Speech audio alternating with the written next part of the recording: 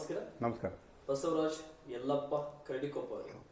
ತಮ್ಮ ಹೆಸರು ತಬಕದ ಹೊನ್ನಾಳಿ ಜಿಲ್ಲಾ ಪಂಚಾಯತಿ ಕ್ಷೇತ್ರದ ಮಾಜಿ ಜಿಲ್ಲಾ ಪಂಚಾಯತಿ ಸದಸ್ಯರಾಗಿ ಮತ್ತು ಈಗ ಮತ್ತೆ ಮುಂಬರ್ತಾ ಇರುವಂಥ ಚುನಾವಣೆಯಲ್ಲಿ ಪ್ರಬಲವಾಗಿ ಕ್ಷೇತ್ರದಲ್ಲಿ ಜನ ಮಾತನಾಡ್ತಾ ಇದ್ದಾರೆ. ಇದರ ಬಗ್ಗೆ ನಿಮ್ಮೊಂದು ಅಭಿಪ್ರಾಯ ಏನಿದೆ ಸರ್? ಜನರು ಸೇವೆಯನ್ನು ಬಯಸಿ ಹೇಳಿದ್ದಕ್ಕೆ ಅವರಿಗೆ ಚಿರಋಣಿಯಾಗಿರ್ತೀನಿ ಒಂದು ಮೊದಲು.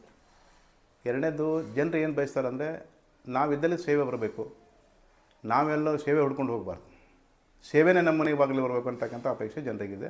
ಅದು ನಾನು ಮಾಡಿ ತೋರಿಸಿದ್ದೀನಿ. ಮುಂದಿನ ಕೂಡ ಹೆಚ್ಚು ಪರಿಣಾಮಕಾರಿಯಾಗಿ ಮಾಡಬೇಕಂತಕ್ಕಂಥದ್ದು ನನ್ನ ಮಹಾ ಆಸೆ.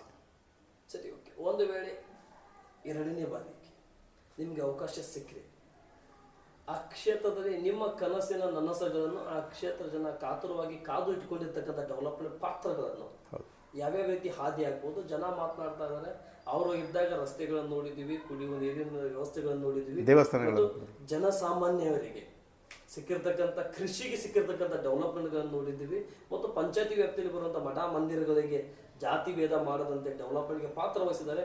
ಇವರು ಬಂದರೆ ನಮಗೆ ಇನ್ನು 3 ಬೇಡಿಕೆಗಳನ್ನ ಇದ್ದಾವೆ, ಆ ಬೇಡಿಕೆಗಳನ್ನು ಸಂಪೂರ್ಣವಾಗಿ ಈಡೇರಿಸ್ತಾರೆ ಅನ್ನೋಂಥ ವಿಶ್ವಾಸ ಇದೆ. ಆ ಬೇಡಿಕೆಗಳು ಏನು ಅಂತ ನಾ ಕೇಳಿದಾಗ ಆರೋಗ್ಯ, ಶಿಕ್ಷಣ ಮತ್ತೆ ಶಾಂತಿ ಅನ್ನೋಂಥ ವಿಷಯಗಳು ಮಾತ್ರ. ಏನು ಸರ್ ಇದು ಆರೋಗ್ಯ, ಶಿಕ್ಷಣ, ಶಾಂತಿ ಅಂದರೆ ಏನು? ಇವತ್ತಿನ ಮಟ್ಟಿಗೆ ಏನಿದೆ ಅಂದರೆ, ನಾವು 1992 ಕೂಡ ನಾವು ಕಾಲೇಜಿಗೆ ಹುಬ್ಬಳ್ಳಿಗೆ ಬರಬೇಕಾಯಿತು. ಹುಬ್ಬಳ್ಳಿಗೆ ಬರುವಂಥ ಸಂದರ್ಭದಲ್ಲಿ ಒಂದೂವರೆ ತಾಸು ಬರೀ ಟ್ರಾನ್ಸ್ಪೋರ್ಟಲ್ಲಿ ಹೋಗ್ತದೆ ವಿದ್ಯಾರ್ಥಿ ಸ್ಟೂಡೆಂಟ್ಗಳು. ಆ 1.5 ತಾಸು ಪರ್ ಡೇ ಅವ್ರಿಗೆ 3 ಅವರ್ಸ್ ಇಟ್ಕೊಂಡ್ರೆ 3 ಅವರ್ಸ್ ಓದ್ತಾರೆ. ಅವರು ಒಂದು ದಿನಕ್ಕೆ 3 ತಾಸು ಅವ್ರು ಓದಿದರೆ ಅವ್ರಿಗೆ ಡಿಸ್ಟಿಂಕ್ಷನ್ ಆಗಲಿ, ಅವ್ರಿಗೆ ಎಜುಕೇಷನ್ ಕ್ವಾಲಿಟಿ ಸಮಯ ಸಿಗ್ತದೆ. ಅವ್ರಿಗೆ ಟ್ರಾವೆಲಿಂಗಲ್ಲೇ ಸಮಯ ಕಳೆದುಬಿಟ್ರೆ ಆ ಹುಡುಗನಿಗೆ ಭವಿಷ್ಯ ಸಿಗೋಲ್ಲ, ಅವನಿಗೆ ಸಿಗೋಲ್ಲ. ಮತ್ತು ಆಮೇಲೆ 100% ಈ ಸಿಟಿಯಲ್ಲಿ ಎಲ್ಲರಿಗೂ ಎಜುಕೇಷನ್ ಸಿಗೋಲ್ಲ, ಹಾಸ್ಟೆಲ್ ಸಿಗೋಲ್ಲ. ನಾವೇ ಎಷ್ಟೋ ಸರಿ ಸಾವಿರಗಳ ಮನೆ ಹೋಗಿ ಆಫೀಸ್ಗೆ ಹೋಗಿ ಹಾಸ್ಟೆಲ್ಗೆ ಎಷ್ಟು ಫೈಟ್ ಮಾಡಬೇಕಂದ್ರೆ ತುಂಬ ಫೈಟ್ ಮಾಡ್ತಾಯಿದ್ದೆ ನಾನು. ಇದು ಲೋಕಾಲಿಟಿಯಾಗಿ ಸ್ಥಳೀಯವಾಗಿ ಈ ವ್ಯವಸ್ಥೆ ಸಿಕ್ಬಿಟ್ರೆ ಅವ್ರು ಬರೋದಿಲ್ಲ, ಅಲ್ಲೇ ಓದ್ತಾರೆ ಅವರು ಅನ್ನೋದೇ ನಮ್ಮ ಒಂದು ಅಭಿಲಾಷೆ.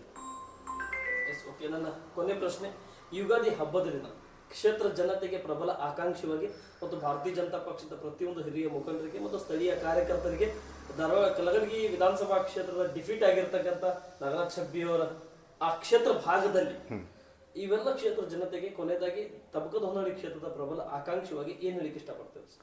ಭಾರತೀಯ ಜನತಾ ಪಕ್ಷದ ಗಂಡುಮೆಟ್ಟಿನಾಗಿರ್ತಕ್ಕಂಥ ತಬಕದ ಹೊನ್ನಾಳಿ ಜಿಲ್ಲಾ ಪಂಚಾಯತ್ ಮತಕ್ಷೇತ್ರ ಜನರು ಹಿಂದೂ ಕೂಡ ಭಾರತೀಯ ಜನತಾ ಪಕ್ಷವನ್ನು ಆಶೀರ್ವದಿಸ್ತಾ ಬಂದಿದ್ದಾರೆ, ಮುಂದೇನು ಕೂಡ ಆಶೀರ್ವಾದಿಸ್ತಾರೆ ಅಂತಕ್ಕಂಥ ಒಂದು ಅಭಿಲಾಷೆಯನ್ನು ವ್ಯಕ್ತಪಡಿಸಿ ಮುಂದೆ ಬರ್ತಕ್ಕಂಥ ದಿನಮಾನಗಳಲ್ಲಿ ಎಲ್ಲರೂ ಭಾರತೀಯ ಜನತಾ ಪಕ್ಷದ ಕಾರ್ಯಕರ್ತರು, ನಾಯಕರುಗಳು ಪಕ್ಷದ ಒಂದು ಸೂಚನೆಯಂತೆ ನಡೆದುಕೊಂಡು ಪಕ್ಷಕ್ಕೆ ಮತ್ತು ಮತ ಹಾಕಿರ್ತಕ್ಕಂಥ ಜನರಿಗೆ ಗೌರವಯುತವಾಗಿ ಗೌರವವನ್ನು ತಂದುಕೊಡ್ತಕ್ಕಂಥ ಕೆಲಸವನ್ನು ನಾವು ಮಾಡಬೇಕಾಗಿದೆ. Thank you sir. ನಮಸ್ತೆ.